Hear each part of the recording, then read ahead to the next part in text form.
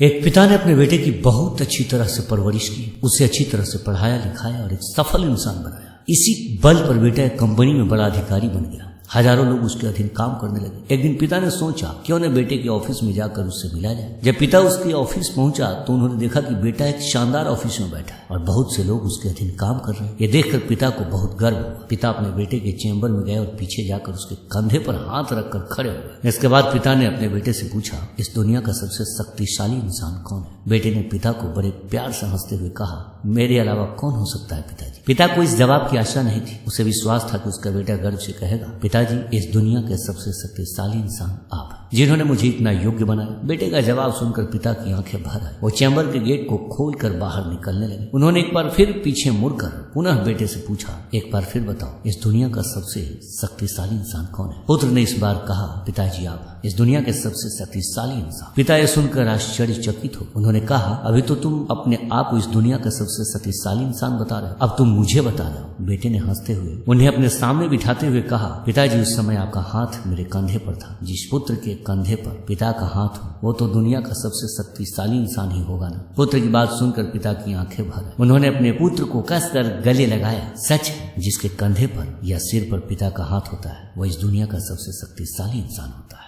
और अगर आप हमें YouTube पे देख रहे हैं तो हमारे चैनल को लाइक, सब्सक्राइब, कमेंट, शेयर जरूर करें। फेसबुक पे हमें देख रहे हैं तो हमारे पेज को फॉलो करें।